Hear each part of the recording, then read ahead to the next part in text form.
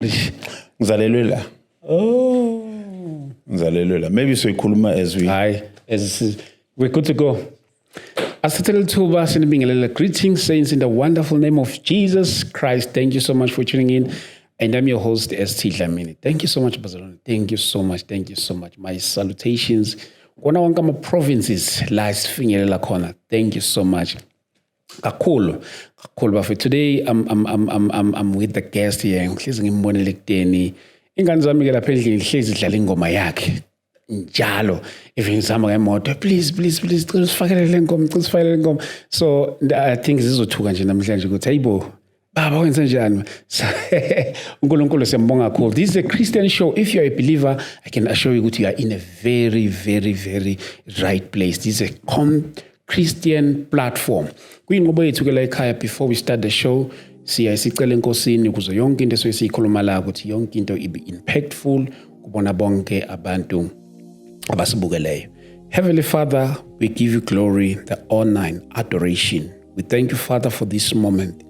In the name of Jesus Christ. Baba wethu engcwele siyakubonga Nkosi egameni lika Jesu Kristu waseNazareth. We pray, mighty God, uNkulunkulu wethu engcwele, be the center of this conversation in the name of Jesus Christ. Oh Father, uNkulunkulu wethu engcwele, makuvele wena kakhulu futhi makuvele wena kuphela egameni lika Jesu Kristu waseNazareth. We thank you, Lord, in Jesus' mighty name, of God, we pray. Amen.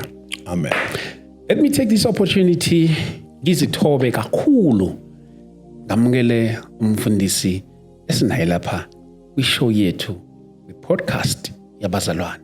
Baba, angithathe lithuba ngikwamukele. Amen. Ngiyaphila kodwa mfundisi. Siyaphila kakhulu. Angazi ukuthi ngenza kanjani ukukhombisa indlela engijabule ngayo ukuthi ngibe nawe lapha namhlanje kwishow yethu. Siyabonga kakhulu mfundisi nje ukuthi uthathe isikhathi sakho in your very busy schedule ukuthi usenzele lesi sikhathi ukuthi sizoba nawe lapha namhlanje. Thank you ngiyabonga. Awaiting introduction wena lapha kwi-Christian community. Bafowethu sihleli naye ubaba umfundisi uJabu Hlongwane. Oh madoda. Bekade ngisasho lapha kunengoma nje, le ngoma bekade singesikudala iphumile lethi sihlezi kamna aziyithanda ingane zami lapha endlini. Yes. Okay. Indlela eziyithanda ngahle uzidlalele le ngoma, udlala makuyadlala nje endlini, makuyadlala emotweni. Sikomele ukubo repeat why. So siyambonga kakhulu umfundisi. Maybe nje mhlawumbe sivele singene straight engxoxweni yethu. Mfundisi baba Jabu Hlongwane, sikwazi kakhulukazi kwi-industry ye-gospel, ucula kakhulukazi nje mhlawumbe kubuyisele back lekudala nje la usavelele khona kuma groups ahlukahlukene njengo Joyous kanje. Mhlawumbe into engaqala ngayo nje baba ukuthola lento yokucula, mhlawumbe ukuthi uyithola phi? Ngiyazi ukuthi mhlawumbe umunye umuntu ayakutshela ukuthi yabo nje mina as a preacher umuntu wangi-impacta ngokushumayela usibanibani, mhlawumbe kule nto yokucula mhlawumbe yona uyincelaphi kanjani? Angiyazi phumaphi. You know, sometimes ma ngabe siseyindaweni mhlambe la kufanele kwenziwe khona ama-interviews. Ugcina uhamba ucinga izinto ezi-powerful okufanele uzisho yabona. Yabona ngathi mangabe ngizalwa no angiyazi phumaphi. Yes. Ngicule mina angangithi ngephutha. Okay, angakaze ngicabanga ukuthi ngiyakwazi ukucula. Angikaze ngicabanga ukuthi ngiyakufuna nokufuna. Ngikhule ngiyingane number 5 kuyingane ezu7. Okay. Ezu4 zindala kimi, ezu2 zincane kimi. Bakhuluma into engahlangene nayo laba abadala. Laba abancane bakhuluma umbhedo. Okay. So ngiphakathi. Okay. Isikhathi esiningi ke mina ngi-enjoy ukuzithulela ngihlalele khoneni. So bengifunda ke mangihlalele khoneni. Bengifunda yonke into ebhaliwe, yonke into negama nje. Funda. Ngikhumbula ukuthi my favorite was ukufunda konke kuthiwa yellow pages. Okay. Dala. Okay. La kubhalwa khona inamba zabantu. Ingongako uphuma go Telkom unikezwe eposini ama addresses nama phone number ngangifunda leyo nto kusukela ku A banbani endaweni ethile umgwaqo bani inamba yakhe phone ukuthi A banbani ngangifunda leyo nto leyo ngize ngikhipha ngale enye into available I map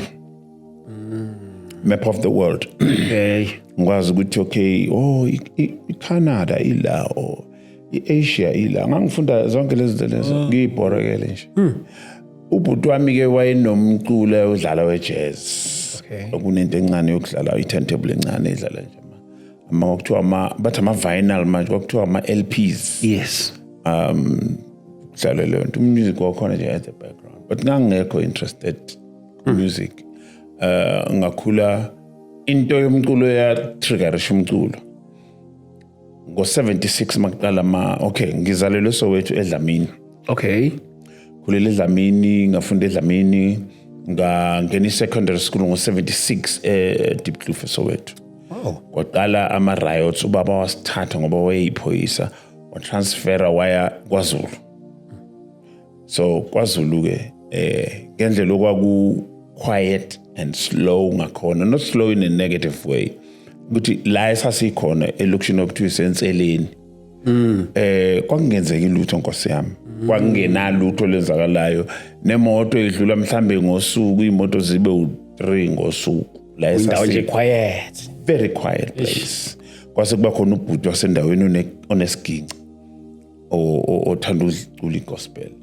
awusahlala naye wasifundisa isiginci ke sadlala isiginci safunda isiginci kunesonto eliseduze laseLuthela ngesonto savele sacela ngelanga ukuthi siyocula naye lo bhuti obajabula bathi nibuye futhi kwasekujwayeleka sesicula nasemishadweni kanjalo waqala kanjalo kumculo kodwa high school ngangifunda eMango High School lapho ke ngangena kwi choral contisha owesifundisa uGriffiths Khanyile kwaku-conductor wethu echoir ngaba introduced to that but university mase ngidlulele university ngiyasheshisa lento university la ke ngase sekungicacela ukuthi ngibambile le bug ye music ngoba mangicula abantu banokuthi ngibuye then I started ama groups ke ngahlangana nomthunzi number lapho Mthunzi number we formed groups with him. There was a friend of mine omunye uNtuthuko Sibisi. Later there was uSihle Kunene. There was a large group we called Emmanuel's where the idea of Joyous was born. So Mthunzi number and myself and Ntutuko were in that space. And different other groups that we created at the chapel at University of Zulu Langangfunda khona. So ngicula ke nasemishadweni ezujabu Hlonganesh. Yes. Ngelilanga Mthunzi number faster Mthunzi moved wayosebenza eSony eGoli and then mina sengifundisa manje ngisekollege. Okay. Ngilecturer and then ngase ngiyafonela kwathiwa hey khona icompany ifuna ukurecordela ngifonela Mthunzi umngani wami. Hey. Ngagitsheliswa njalo nganje seGoli ngafaka studio angizange ngifuna ukurecorda mina angazi nokuthi ukurecorda kuthiweni Mthunzi had that experience so I remember a studio mangena downtown studios iband ezongidlalela kokuband istimela okay kokudlala abantu bestimela istimela mosa hayibo my first album kwakudlala iband istimela I was like wow so I recorded my first album in 1994 1994 your first album yeah first recording and then 1994 kwaba khona ukhetho dispensation year democracy and stuff kwaba kuhle sa decide noMthunzi sesihlangene noLindelani naye owekade phethe eSony ukwenza into esibiza Joy Celebration ngo94 kanti kulo 94 between 94 and 96 sasenze enye concept ekuthiwa iFamily Factory abaculi sasisebenza nabo senze into ekuthiwa iFamily Factory mangabe sekuvotwa sekukuhle sengathi right senze into ekuthiwa iJoy Celebration ngoba sasifuna ukuthi uNkulunkulu siyabonga ukuthi asilwanga sabulalana nabelungu nawe umnikelo wethu wokubonga iJoy Celebration le ebikhipha ialbum ka28 ngo2025 So indlela yami yomculo yabo le nto le. Yeah, this is beautiful. So ulo ubaba uMthunzi Namba Yeah. ukuhlangana kwakho naye like nihlangana nje ningabantu abazanayo before noma nje. Yes. Umthunzi Namba sihlangana naye noLindelani kokhona inkonzo ezazenziwa kakhulukazi eMlazi. Ezazibizwa ngama-rally. Okay. And then we used to meet there sizocula bese kuba nabashumayelayo. I remember Bishop Botwana is the one that used to come amenywa kodwa baningi abashumayeli baseThekwini naseyindaweni abafika bashumayela thina sasifike siculeke. So ngelinye ilanga kuwo lama-rally ngiqala ukubona uMthunzi wafika negroup yakhe ebizwa ngokuthi i-Rejoice. Uyafika naye bedlala i-Casio i-keyboard encane lokhu ngimbuka nomfana lo mfana uyaphithiza lapha stage ne-Casio le ibeke ngabe yayibeke esitulweni ngabe yayibeke ngizothi yaphithiza kakhulu la until baqala ukucula negroup yakhe. Wow. Amazing. Yeah. They Umthunzi had amazing singers. Yo. Abo Ntulo, abo Charles, abo Nelly, abo Mbali. Amazing. So we sahlangana lapho. Lindelani was part of a group okuthiwa iGoings. Okay. Isesontele kaBaba uDlamini umfundisi lapha eMlazi. So we met kulezo zinto so i3. That is where the partnership, friendship developed. Eyenza ukuthi noma uLindelani sesegoli uMthunzi sesebenza soni naye sicabange ukuthi ake senze into ezohlanganisa nje benkulu. Kwazalwa lokho. Mfundisi ngizokuyisa emuva ngiyise phambili. Looking at i-industry kakhulukazi gospel yakhona indlela engakhona ngalezi ayikhathi zeni saqala nje into ukucula naneyikhathi zamanje mhlambe umehluko umehluko omningi uma sides ahlukene. Umehluko oqala ukuthi sasingaculela imali sasingakhokhelwa. Sure. Like sasingakhokhelwa okwangempela. Waqula ngokusekuyinkonzo. Saselaphana ngoba kunenkonzo siyocula igospel. Osathi kungakaba amagig. Kungakabi igig. Yabo le nto le. Okwesibili we were not celebrities. People did not treat us differently just because of that. Sasingabazalwana abaculayo nje enkonzweni. Hayi ngoba sekune status. No. Sasisuke senkonzweni omunye uyashanela, omunye uqoqa ihlalo thina siyacula, omunye uyashumayela kwakuyileyo setup nje. Thina masiqala ukucula for a long time. Kangangokuthi noma sesingena la kufanele sikhokhele khona, it took time adjust ukuthi hayibo bangikhokhela labantu ngokucula nje yabona nto le. But kodwa bese kunezinye izinto ezi-involved njengeyimali okufanele siyikhokhe ukurecorda mawuyocula ufuna ugqoke ngendlela ethile, transport, accommodation. Well kunama implications manje. Yes. Kala sasiyitransporta thina sidle lokho esikudlayo akho umuntu kodwa nje sizocula nakho sikwazi okwakusatisfy ukuthi siyacula. I-situation manje i different. Hayi ukuthi iyabheda but i different. Ngoba uma thina singona ama-artist futhi sasingarekhodanga nokurekhoda. So that made all the difference. Manje sewuyarekhoda nokurekhoda imali. And if uzothatha umculo ube isinkwa sakho, it then positions you differently. Ngalesi sikhathi nasasebenza sasenza ezinye izinto. So imali, for me it took me a long time ukuthatha umculo njengento ebeka isinkwa etafuleni. Because umculo bengiwenza ngoba ngithanda, namanje umculo ngiwenza ngoba ngithanda. Ngiwenzeli imali.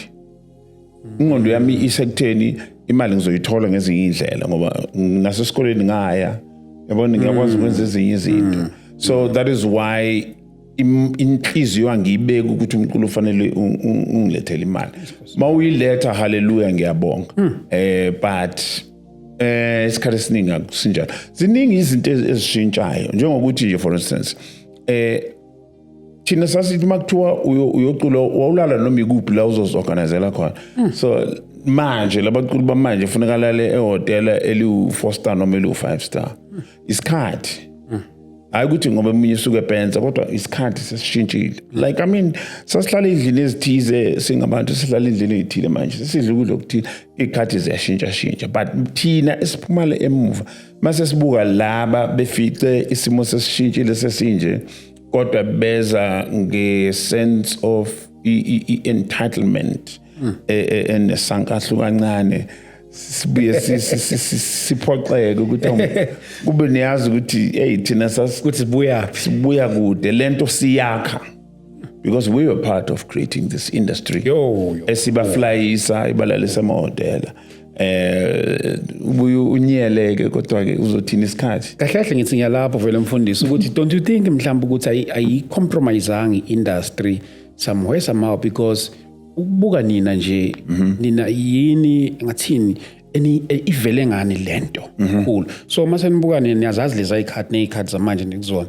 so mase nibuka awuboni mhlawumbe ukuthi kube khona mhlawumbe la ku compromise khona ikakhulukazi industry once wayibiza ngeindustry seyifanele uba nalezi zinto esizibonayo kimina ukuba ku industry because industry is a space esinama patterns yabona nto le so you work according to the industry once wangena wabaya into the industry then you have to play by the rules of the industry but momntwana kaNkulunkulu kuyiministry kuwe ungena ku-industry ngama-terms e-ministry ngoba kwesikhathi i-industry isuke ikwenza ukuthi ukhohle lokho oyikho njengomntana kaNkulunkulu okuyi-ministry kuwe ukucula uthola ukuthi compromise ezintweni eziningi eziyiqiniso lokholo lwakho ngenxa yama-standards e-industry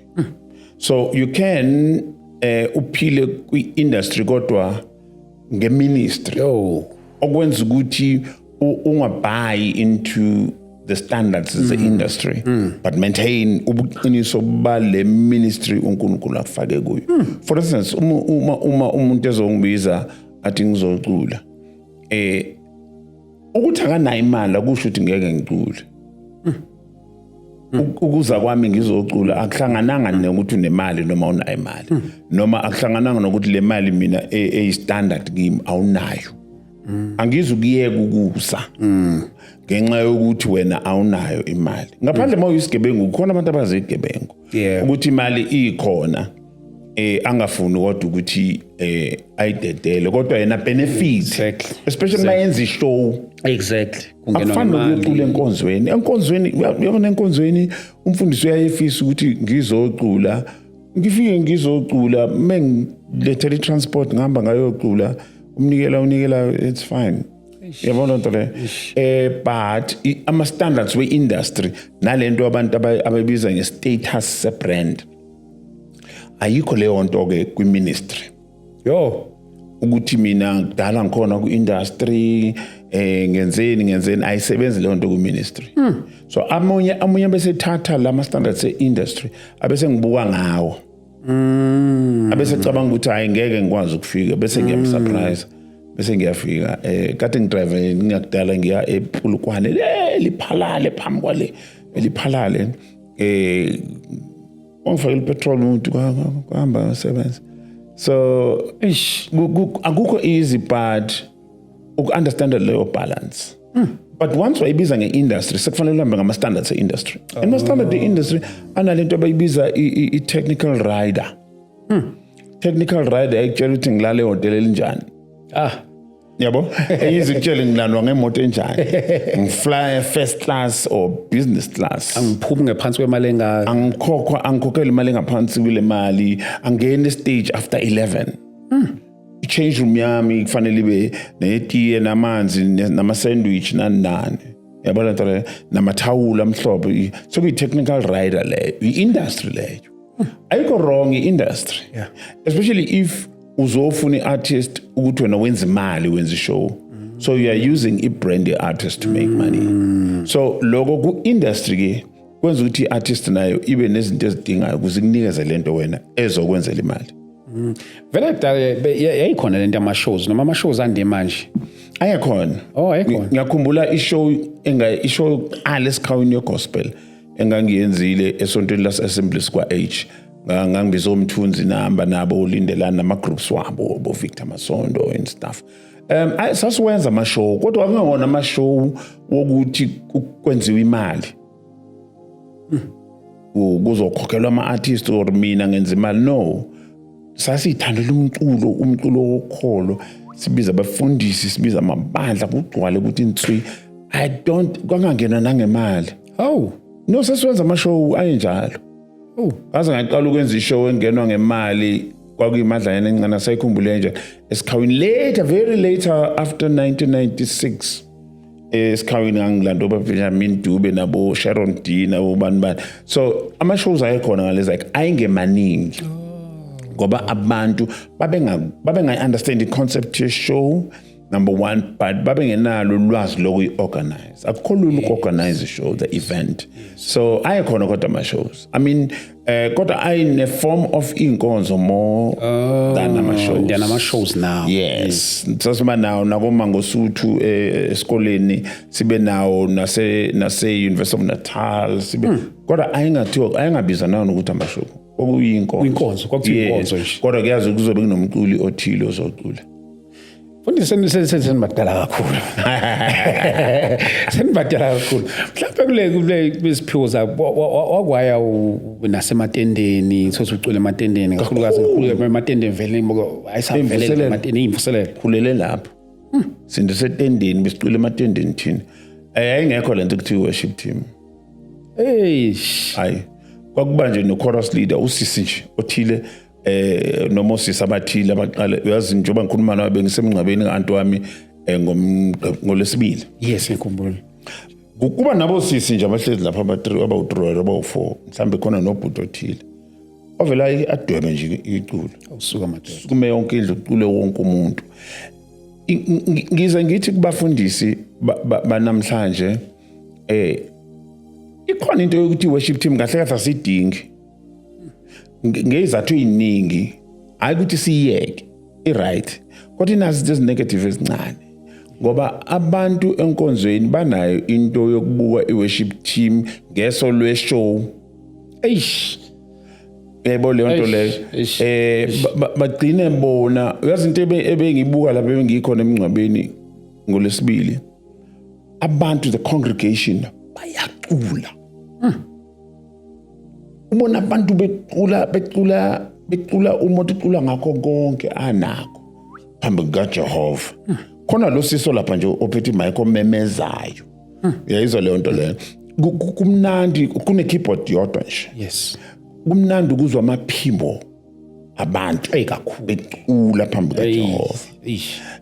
Bengemboziwe ama-band nama worship singers adwebe omunye ucula i-10 manje useyanqamula ucula i-alto kodwa abantu abamnyama banako ukuthi yize bedabula kanjalo phakathi kwama-parts kodwa becula kwi-key kodwa becula from the heart.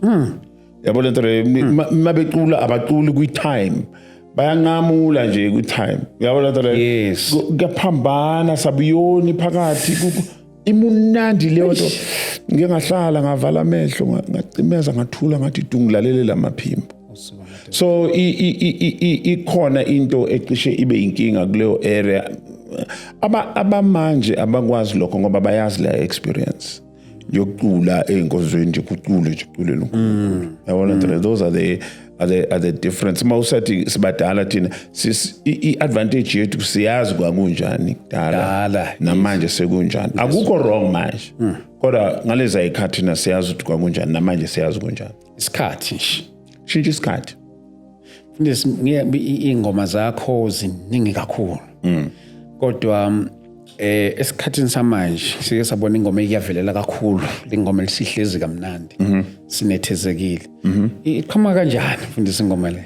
Sure, ingoma angizange ngiyithathe njengomuntu obhala ingoma ngoba angizange ngiyithathe njengomculi.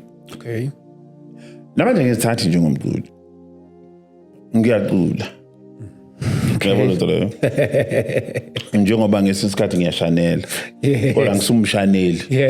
Yebo lento leyo.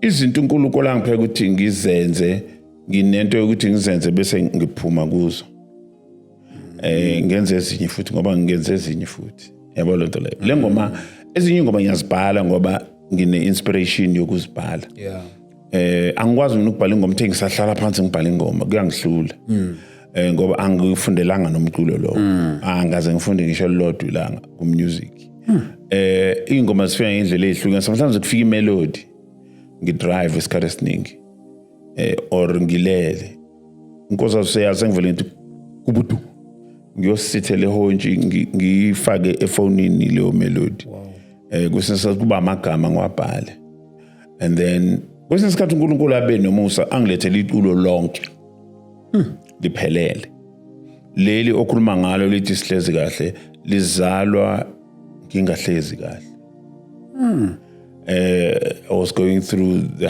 hardest time la usathane abeshake ukholo lwami to an extent lokuthi uyabona mongakazi ushake ukholo lakho to an extent ukuthi ucabanga ukuthi mhlambe uNkulunkulu ngingamsiza kulolu daba engibhekene nalo ngokuthi noma ngokuthi abanye baze bayeza ngomeni abanye baza improvise ukholo lwami belishakeka ngidlula kuleso simo esinjalo ngiyakhumbula bengipreparela i-recording yaleyo album i-recording demands around 1.5 million or so to record ngine 400,000 engiyitholile iyona kuphela nginayo kodwa manje I'm pregnant with a project manje le ngane ezozalwa mina ngirecorda mase ngipregnant that is why I don't release every year kuba nesikhathi in between my projects because ngisuke ngingakezwa ukukhulelwa into okufanele mangizale yo music so ngipregnant manje kufanele ngirelease lento kodwa ngino 400 lento demand 1.5 ngendlela engiyibona ngayo la ekhanda lami ngihamba ngayo record yakhe le ngoma ifika ngalesikhathi ngipreparela ukurecord le ngoma ithi kusathane ngihlezi kahle okay nginethezekile esandleni senkosi uJesu ithi angiyi lawo ongithempt ukuthi ngiye khona ngenxa yale ndawo engidlula kuyo angizi ukuimprovise ngizohlala la esandleni sika Jesu Kristu ingoma yokuqolodela usathane basically akusingoma happy even though mabayilalela happy yabona the meaning yabona so ibise invite umuntu uthi woza yes yabona nto leyo ngoba umbizo uyasabela yabona nto leyo noma ngihamba esigodini sethuzi lokufa yabona ke nayo ke imessage eyimpande yale ngoma ngoba ngangihamba esigodini mangiyibhala ngangihamba esigodini uthi noma ke ngihamba esigodini angesabi lutho ngoba uhlala so ingoma yokuqolodela omubi ingoma yokukhuluma nomuntu odlule intweni ngoba ukudlula intweni kwenza ukuthi umuntu kwesisikhathi afocus eintweni aze angabe sadlula kuzo kunamandla ukuhamba ngokukholwa kunokuhamba ngokubuka but ukuhamba ngokukholwa ukungabuki lokho okubonakalayo nokubonwayo nokubonayo ukudlula kukho ubheke kuye khona ivesi elake la trenda twafunda Thembi yes abheka phezulu iphathe ngithandayo ithi abheka phezulu kuye kukhona ubheka phezulu kodwa mawubheke kuye uconnecta no Stefan bemshaya ngamatshe bemkhanda ngamatshe wabheka phezulu kuye so mawubheka phezulu kuye khona into eyenzakalayo uyakwazi ukuthi uthi walk through the valley mawubheke kuye because you get the power from la ubheke khona ukubone mangabe ngikhuluma nayo uzoyazi lento uma uthenga imoto unokuyinothisa kakhulu emgaqweni yes imoto efanele yakho yes true you feed from what you focus on so mawubheke phezulu kuye you feed from him okwenza ukuthi lokho odlula kuko manje ukwazi ukuthi ube namandla okukumisa uze udlule. So le ngoma ikhuluma ngaleso space engangikuso. Mangithi ngihlezi kahle ngisho ukuthi angiyindawo. But ke I difference yayo yenye lezi ngoma uNkulunkulu ayiletha nemelody ayilethe nama lyrics angizange cabange. Njengoba ngiyichaza nje mayifika le ngoma angizange ngiyizwe njalo. Ngizwe in retrospect mase ngiyibheka ukuthi ifike nini bekwenzakalani. Ngase ngiunderstanda later ukuthi le ngoma isho ukuthini ngenxa ye context yendawo nesikhathi neexperience ebendlula kuyo. Dala wawuthola ukuthi mhlambe kwakunenkinga zokusadayisa ama CD. Thola ukuthi ukhipha ingoma ibe hit kakhulu. And then bese kuba khona abantu udayisa ama CD, kube khona abantu abadayisa nama kubizwa kuthiwa konje ama CD makufaka ingoma ama pirates. Oh yes. Yes. Uthola ukuthi mhlambe you end up working on a loss. Yeah. Yes. So esikhathini samanje lapha manje sekwi digital mhlambe ikhona into ethi mayifane nale yanto yokudayisa kwama pirates kudala namanje. Kuwes manje ngoba ama record companies avumelene nama platforms ukustreama. Ukuthi ingoma yami izongikhokhela mayistreamwa abantu kodwa ukuzikhokhe $1 kufanele kustream abantu abangaka noma R1 kufanele kustream abantu abangaka nama specifics ukuthi abantu abangaka kufanele bastream lokho okukhulu ngalokho ukuthi le ngoma yami izobihlezi nengoma kaMarvin Sapp or Garita Smallwood or kaBeyonce sicompete nalabo bantu equally. Now ku 30 minutes uma eka Beyonce istreamwe kakhulu kulo 30 minutes njengoba sihleli sonke naye imali eningi izoya kuye. Uyabona nto leyo kukalwa ukuthi kulesi space kule platform uba no streamwe kakhulu kungena emalini siyonke imali bese divide ngokuthi uba no streamwe kakhulu in terms of percentages and stuff. Incane imali esitholayo thina ngokustream. Ingakho ngiya encourage ukuthi abazalwane uma iartist le gospel line show niye kungenza ukuthi yona imali kuphela umuntu ayitholayo. Eish madoda. Ngoba ukuthengiswa kwealbum khohlwa kulethi imali etheni. Ama shows asiphilisayo nezinto which should take time to explain. But ngalesi sikhathi sokuthengiswa ngangathengisa Auckland Park ngifika umunye uthengisa lama CDs awashoyo me Pirates enye ibhalo eJabu Hlongwane inama curtain nje isithombe sakhona. Okay. Sengithi mina umalini le athi nangisazi wathi malini sengina okay uyamazi Jabu Hlongwane athi na ya ngiyamazi ngithi okay ngithi na imini uJabu Hlongwane hayi awukahle wena man uyathenga uRwenzani uyabona lo le yeah ngase ngiyithenga ke ngihamba nayo kodwa naseSwaziland wayephethe ibhokisi lama TDK ama cassette amaningi abhalwe Jabu Hlongwane uwatheyphile nje uthengisela mina kwathi ngilithenge lonke leli bhokisi ngathi we uzihamba ogaya amanye futhi ayijethi yahamba lento yabona sasilimala kanjalo but manje silimala ngokusemthethweni kwenziwa ama record companies nama systems eindustry. Ayikho imali uma ngabe ingane yakini ifuna umculo uyichathi ingangena nje kodwa ingawuyeki umsebenzi. Ayikho imali emculweni. Ayisekho. Eish madoda. Shungale zakhaza ama CD kwakungcono. Sasiyenza thina imali. Yeah. Ngikhumbula ngisagijima senze album novuyo sigijima ama shows because emose showini sasiphatha amabhokisi ama CDs. Bathenga abantu baqeda uyazi uye ekhaya nemali ezwayo. Uyabona into leyo. Manje noma ungeza ugijima uthi uyafana manje. Kumbula nje no babu NJ Sithole etendeni lakhe wayinaka ukuthi mayibize artist afike nama CD yakhe awadayise wonke etendeni. Yes. I mean ngiyakhumbula kungasekujala ngeze ngikhumbula ingqondo yami ikhumbula uNdaba Ezitha uZulu lapha kaMashu ngikhipha ialbum before this one ngifile khona wayiphusha umfundisi wathi bazalwane thengani kwathenga ngaphuma ngaphethe lutho but kusho ukuthi ngiphuma ngiphethe imali engizokwazi ukuthengisa ingoma sengiyekhaya manje lento yokustreama leyo malayizi nakimi iyazungeza uyocalculate inqanyulo mase ifika la kumina ubona usuthola u2 cent othile nje yebo lonto le kodwa ama artists adinga ukuba nolwazi oluningi because khona indlela yokwenza imali including i-copyright ama royalties and stuff zonke lezo zinto lezo kungcono kuyitrapha lapho ke imali yomsebenzi osukuwenza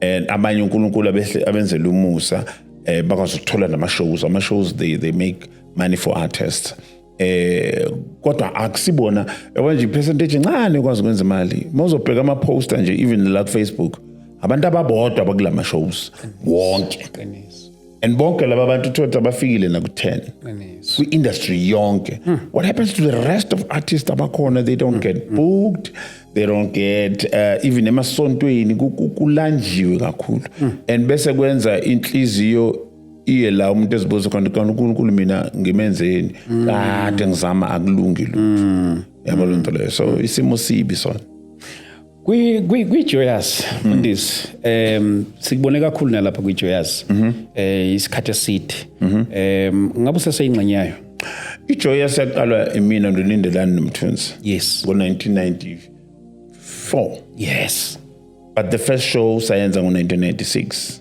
so usebenza indlela esebenza ngaMthunzi music director Lindelani is dealing with the business mina ngidila ne-company mina ngiphuma kwi-background admin i-background yokwenza into zenzeke ngendlela ne-order so sayiqala lapho but sasifuna thina initially ukusebenzisa ama-worship teams abaculayo basemasontweni sizokwenza ngawo ama-shows masiqala kwakunomfundisi kunabefundisi basethweni esababiza sala phansi sabekela phansi vision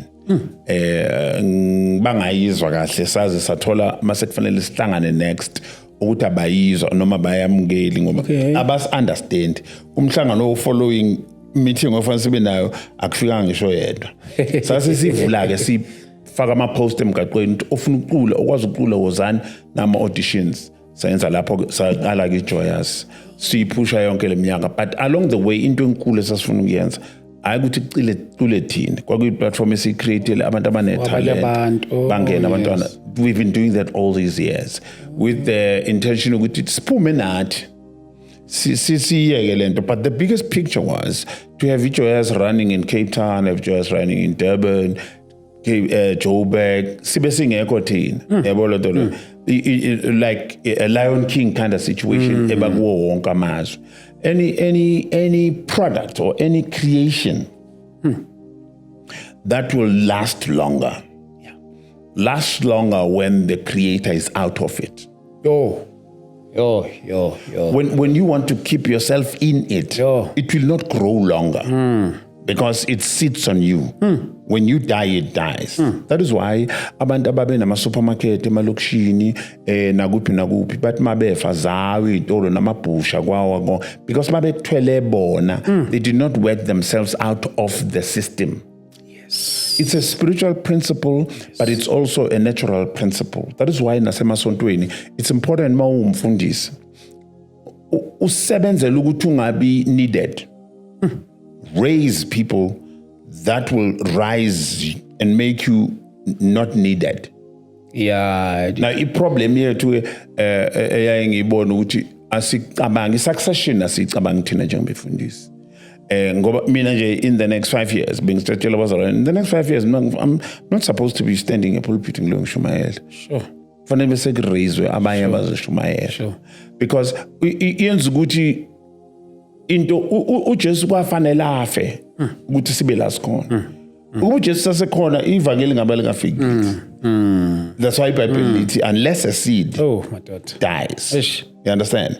So besides dying you can remove yourself. Your death becomes you removing from yourself. Ikhaya lakho li useless ingakho nasemakhaya uma ubaba eshona izinto zibhekele umamakazi ukuthi imoto ibhadalwapi ugesi uyimalini abantwana imali yesikole bayithathaphi ngoba uthi hayi umnyeni wami my husband afe kubhede yonke into now umsebenzi wakho njengobaba ukufundisa izingane zakho nonkosazana wakho ukuzimela bazi yonke into yalama systems ala ekhaya ukuthi mawuye nawungathwala umthwalo ungasakwazi nokwenza fanele ukwenze manje ngoba abazi lapha khona unkosikazi akwazi isho drive. It's true. Yabona hleze relaya kuba umyeni wami uzongihambisa umyeni ashona umyeni wami imoto ikhona akwazi ukudrive uzofika abafana bagange ngemoto beloku bekudrive bagange ngayo iziyonakala ngibuyele endaweni esiqale kuyo. Umsebenzi wethu ke kujust i-planning was that ukuthi sizophuma eminyakeni maybe 5 or 6 sinomthunzi ke saphuma. Okay. Enzela ukuthi ingane lezi zingene siculo ngoba ekuqaleni masiqala bekunzima umthunzi becula i-hour lakhe ngicula i-hour lami bese sifaka lezi ingane ke in between ijoya sibe 3 hours. So sayenza masiloku siyikhulisa i-hour likamfundisi umthunzi la linciphe linciphe khona la bese sicula khona one song kwaqathi ukuthi ayike sesi right manje le system isiyasebenza then we removed ourselves. So it's still running, but we own it. The three of us. Oh, yes. So we don't have to be, actually the systems are running to an extent to which we don't need to be in the city where it's happening. Oh, I know. Ingathi yenzeka ijoya eDurban sibe sihlalele eGoli emakhaya. Ngoba ama systems wabeka in place. This principle is so important. Sure. Set up systems and let this thing. I mean, umnikazi webank awukazi umbone umnikazi weStandard Bank. Very true. Yabona lento leyo. Ngoba belungu baya understand leyo nto. Yonke into yabelungu baya understand ukuthi set up ama systems uhambe. And kwenza ukuthi uma ungasekho ama systems arane successfully uMcDonald's wonke ama brands asebenza kanjalo. But manje problem yethu thina abantu abanyama sifuna ukuba khona ufuna ngibonakala ukuthi yami lento but noma sebefikile ngayiqala uyabona ngathi no you don't need to be there. Ajikho into emnandi kubona nama restaurants awumazi mnikazi restaurant. Yes, true. Kwesinye isikhathi uthi noma uyamazi umefikile umthole hle lapha ekhoneni. Exactly. Exactly. Yabona lento engafake uniform ordinary as possible but ama systems ayarana. Indlu emnyama ayibambi ke leyo nto. Siyakuthanda ukukhukhumala, siyakuthanda ukubona, siyakuthanda ukuthi kube kubonakala ukuthi yithi. Uvelse yami lento. Yabona lento leyo. Yabona noma ufikile ku restaurant yakho ngibona mangivakashile endaweni. Ni right bafowethu, ni right. Hayi siyabonga kakhulu kodwa uyizwe lokubingelela kufanele kuqala ukuthi yimi kahle kahle. Hayi ukuthi ngimanager yimi ngiphethe. Bese ethi umunye sibona lethani yabona lethani itiye lapho letha wetha inkosi malanga. Siyayiveza. Akulula. Into yethu thina abantu abamnyama ayikho negative but into engifuna uyicezelele ukuthi work yourself out of the system. Then the system will last longer. So mfundisi ngokuqhubeka kwesikhathi ke sagcina singabona ngasaculi kuphela. Yeah. uNkulunkulu sekuphathisa nomsebenzi wokuhola ibandla. Yeah. And iqale nini le? Isitori sami enye into enkulu eyangisiza eyokwazi ukufunda ukuba authentic. Umuntu wired in such a way ukuthi umuntu ufuna ukwenza into ayibone yenziwa. Ngoba akulula ukwenza into ongakazi uyibone. So u end up wenza izinto ngoba uzibone ezenziwa uthi omunye kimi ngiya ku-answer yakho. Yes. Mfundisi inkonzo yakhe iqala ngobani? Mina siqala ngo1. Sunday siqeda ngo3. Okay. Athi hawu athula bese ethi indaba ngiqala ngo1. Ngithi hawu eyona ngathi iqala nini? Athi yena siqala ngo10. Ngithi indaba ngiqala ngo10. Yeah. Angakwazi ukungiphendula. Yabona ukuthi uqala ngo10 ngoba ubona kuqala ngo10. Yes. Yabona phela. Yes. So most of the things in life don't feel like an achievement or an effective way of living because izinto eziningi sizenza ngoba sizibonile. Hairstyle onayo uyibonile ikunayo, impahla oyiqokayo uyibonile ikunayo, imoto ohamba ngayo sesiphila leyo mpilo. Akulula kuba authentic ukuthi lo mcabango ucabangayo wakho na noma into izwe kwabanye. Get it. into esinye isikhathi na i-answer yami ngabizwa mina ngina 20 I think 25 or so umbizo uNkulunkulu ngiselokishini leseSikhawini angiyithandi lento ngoba ngibabonile abefundisi indlela abahlupheka ngayo ngibonile ukuthi kuba inceku kwakusinto emnandi ngayibalekela kodwa ubizo manje lumile ngaqala ama prayer manje bazana sothandaza ngo3 ntambama Sunday abafuna uthandaza nami asathandaza nje yakhula lento uyayibandla kwaze kwafika la abefundisi abathile endaweni bafika bezongihlasela ukuthi manje sengithatha abantu babo ngoba yayithi into kimi hambani einkonzweni zenu kodwa ngo3 sihlangane sizothandaza bagcina bazalwane bengasayi einkonzweni zabo balinda u3 bengixabanisa nabefundisi ngimncane njalo ngino 25 also bese ngicela ngithi mina bazalwane asivaleni lento ngoba manje isikhulile manje isifuna ivenue isikhulile ngathi mina kuNkulunkulu ngicela ukuyofunda ukuze ngiyenze kahle lento yakho ngabatshela bahambe babuyele emasontweni wabo onikele ngokuthi kuthatha hamba nakho buyeleni emasontweni ngihamba ngayo university ngafunda ngaregister biblical studies ngaregister ezinye izinto ke ngafunda ngaqeda mangiqeda ukufunda lento yomculo iyenzeka ke njalo ngapha ngasesayidini ngase ngiyamdoja uNkulunkulu ngathi kuye ngiyayicula nje igospel kusho ukuthi ngiyo lento ngibizele yona iyenzeka namavesi ngiyafaka iyo lento ngaphusha leyo nto leyo ngithi ngiyamdoja uNkulunkulu kuhamba yakhuphuka ke lento yomculo yaze yafika la sengiphila ngayo sengiyekela nokufundisa sengiphila nje ngomculo konke kuhamba kahle kodwa iproblem ithi awuyile lapho engikuthume khona awuyenzile lento engithi yenze ngithi ngiyaseva mina ngise Grace Bible Church ngiyaseva lapha enkonzweni athi uNkulunkulu angikubizelanga lokho lokho kwenzeka around 15 years ago ufike la ngelinye ilanga ngihlezi kune conference enkonzweni eGrace Bible Church kufika umunye umama ahlalela eduze kwami abesevula ivesi angisazi nokuhlala ithini abesethi uNkulunkulu ufuna uhambe asho lokho lo mama engingamazi engiqana nokumbona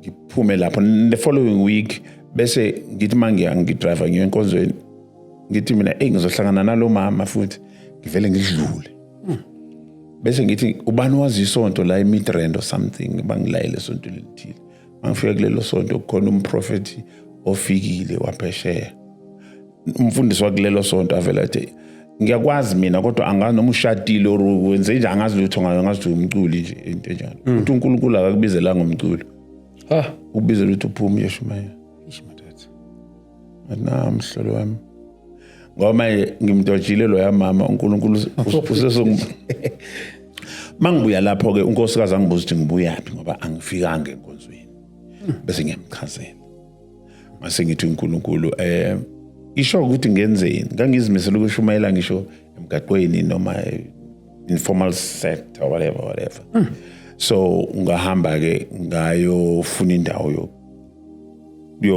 yokwenza inkonzo uyangibuza uBishop ukuthi manje inkonzo esontweni babefuna ungipha i-responsibility spiritual ethize ngathi ngeke ngikwazi ukuthatha responsibility uNkulunkulu uthi angiphume la kuleli sonto ngaphuma ke sayoqala ukukhonza for the whole I think 6 months asikhuleka nje kule ndawo esasesitholile ithi ngisheshisa le ndaba yale ndawo ukuthi sayithola kanjani ngisebenza eSandton office lami engangilivulile la kwaJoyous ngisebenza kulo full time liseSandton mawehla ume office lami ekhaya uhamba ngoSandton Drive ungena kuWilliam Nicole so ngiyakhuleka ke soloku ngiphuma kule yankonzo eyangitshela indaba zami ngithi inkosi ngicela ungikhombise ke la kufanele ngiqale khona umsebenzi ukuze ngiqale ngizoqala ngisho ngathi phansi kwesihlahla ngoba manje yabona uNkulunkulu metha ngikubizela ngokucula kodwa ukucula kube kuhamba kahle kusho ukuthi angakuvala angifunda zakuvala ithi ngihambe ke masinyane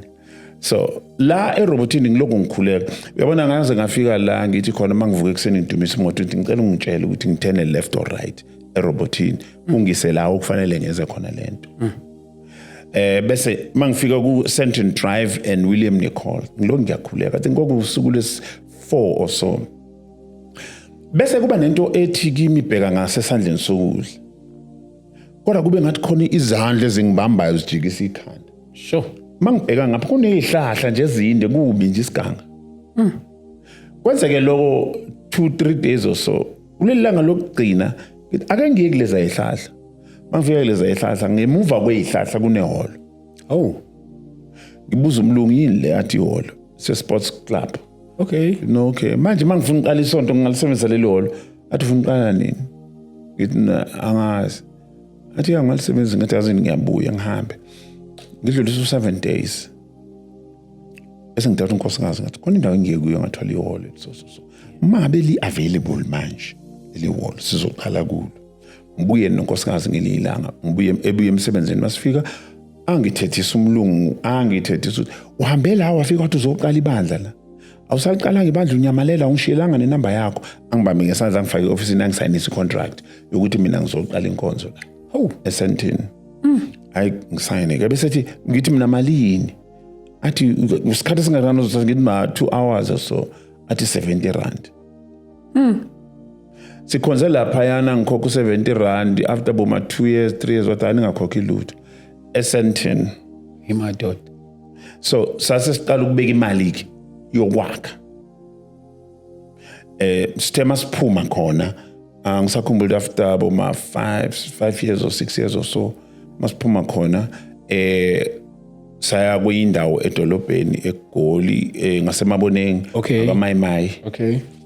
after that sakwazi ukuthenga le bhilidi esikuloke Manje.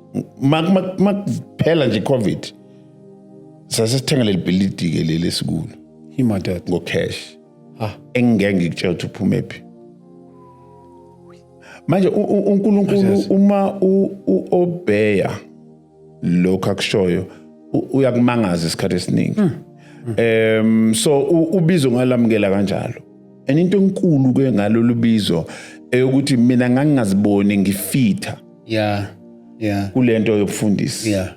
yabona into leyo ngoba anginayo anginayo into yokufundisa yabona into leyo so manje mangizohlangana nabafundisi kufanele ngicabange ngoba abanye befundisi zomthole egqoke ngendlela ethile ekhuluma ngendlela ethile ehamba ngendlela ethile ne language and everything I don't fit into that mina I'm like nje imlo yabona into leyo namanje angikhulumi isiBhayibheli angikhulumi isifundisi mangihlangana nawe nginayo into yokufila ngathi uNkulunkulu ungidregile nje kulento just like umculo na umculo mina I don't fit kulento anginayo into yobuculo yabona into ukuba artist I can't work with that west no celebrity yabona abantu ba screamer bafuna ukushuta nawe yonke lento lento le kimi strange kakhulu ngiyayifunda ngendlela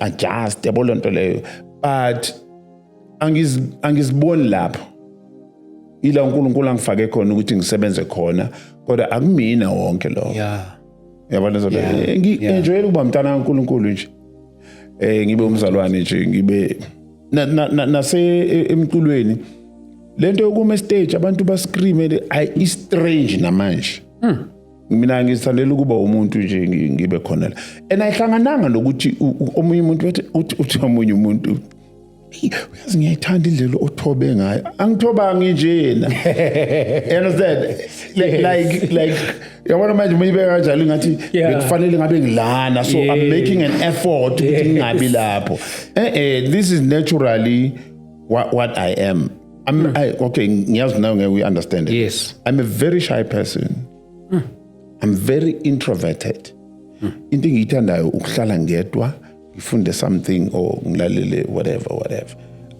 music dragged me from that wangibeka in the public space and ukuba introverted kuyinkinga ngoba abanye abantu babuye bayicabanga ukuthi uyazitshela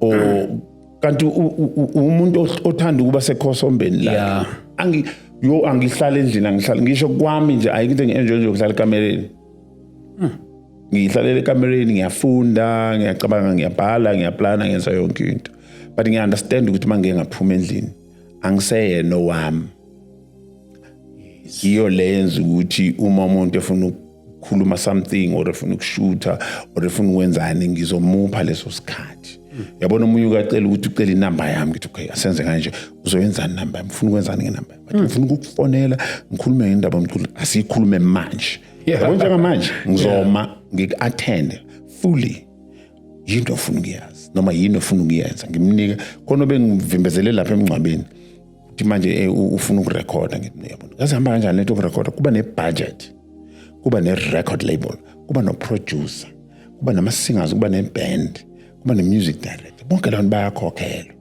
manje umuntu ufuna ukurekhoda ufuna siqale emalini ukuthi nayo imali noma khona umuntu ongakufanda bese ngimtshela ngahle kube emalini ngithi mangabe ungenayo imali kuye kube ngcono une talent eligqamile elingenza ukuthi record company ifuna uku-investa kuwe njengoba ngiqala ukubona empilweni yami angakaze ngikuze nami ucula akho record company ekwazi eyakuza ucula kunzima ukuthi khona umuntu onga-investa kuwe ngoba awaziwe yenze njenake yabo nje basisho kushoniwe la emncwabeni bekufanele ngabe ucela ithuba ucule makunomshado cula ukhona ozokuzwa ngelilanga atshele omunye kuze kube khona omunye odazini kunetalent engifuna ukufaka imali ukuthi likhuphuke mina that's how I was discovered mina I've never wanted to record angafunanga nje ukurecord khona umuntu owangizwa ngicula ndawo thile yes wabona ngiyayifuna le yansizwa wafaka imali ngarecord ngiyayibatshela njalo abantu abasha lokho ojoyini uyikho iba yikho everywhere fanele ukuthi mangabe ngakini nje kwazi ukuthi uDumisani lokuculayo waziwe ngayo into lokho kwenza ukuthi kube lula ukuthi uNkulunkulu abantu ababekile endleleni yakho bakuxoshe kalula ngoba you have positioned yourself kunokuthi uthi hayi mina ngifuna ukucula ngicula mangabe umculi uyacula that's what you do anywhere and everywhere baze bakwazi abantu ukuthi uyile nhlobo ozokuxosha ngendlela nokusupport abazokusupport ngoba you have positioned yourself like that.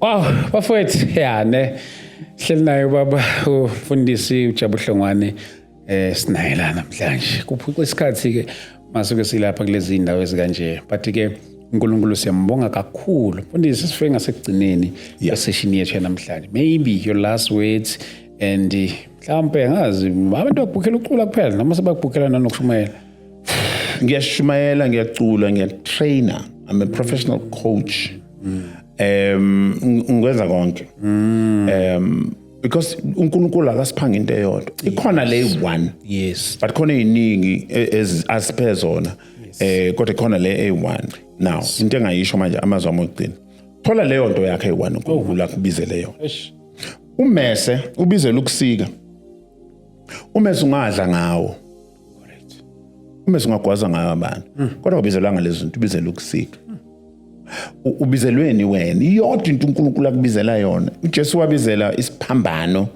ukuze afele izono zethu but uJesu uhamba phezu kwamanzi vusa abafileyo kodwa into main thing yakhe isiphambano esakuthenga impilo zethu umuntu wonke odaliwe emhlabeni uNkulunkulu umbizele into eyodwa iyini leyo nto yakho eyodwa abaningi babhajwe kwezinye abangakwazi ukuzenza imagine uJesu ukuthi wabhajwa ngokuthi yena uhamba phezu kwamanzi ngabe sevula ibhizinisi lamanzi uJesu lapha yana uyispecialist yena uvusa abafileyo yena akasababheki nje makunesidumbu gijima khona bavusa ibhizinisi lapha no kodwa wa understand ukuthi lezo zinto ngingazenza kodwa ikhona into engibizele yona okungafanelanga ngiyigeje yini ibizelwe okungafanelanga uyigeje ngoba impilo yakho i-useless uma phambi kaNkulunkulu ngoba you'll give a report about what you were born for. Malithi iBhayibheli I'm fearfully and wonderfully made. uNkulunkulu khanda aqondanisa nalento akubizele yona. uNkulunkulu wenze uhamba yofuna into ekufanele mayenziwe afuna yenziwe bese hamba yokhanda umuntu according to that. Owethu umsebenzi ukuthi singaluzi contact between thina nalento esibizelwe ilento sokuyibizelwe uma umuntu ungafuni ukuphila nje and exist ifune lento okuyinto oyidalelwe kuzokwenza ukuthi impilo yakho ibe fruitful and effective. Wow, mhlawumbe nabathanda ukuxhumana nawe mfundisi ama socials akho vele Jabuhlongwane yes ku Instagram is @ujabu Kodwa ingane zami esengisha lezo zinto mina anginaso isikhathi. Mfundisi siyabonga kakhulu. Thank you so much baba. Thank you so much. Bafowethu siyabonga kakhulu lapha emakhaya. Thank you so much. uNkulunkulu makanicine-ke lapha emakhaya. Nikhumbule ukuthi siyahlangana lapha eThekwini ngomhla ka2 May siyobe silapha eMkhumbane. Ningakhohlwa bafowethu siyaqala ngo9 ekseni and then siyahlangana nangomhla ka31 October ngeqala manje 31 October siyobe silapha eSoweto eDlamini Multipurpose Hall. 31 October we are starting from 9 ekseni. Ngiyacela ukuthi unadirect lama dates egameni lika Jesu. For today ke sibambela sibonana kwi-episode yethu elandelayo. God bless you. Amen. Mfundisi sabonga man baba. Thank you so much. Amen. Amen. Esa lapho lapha.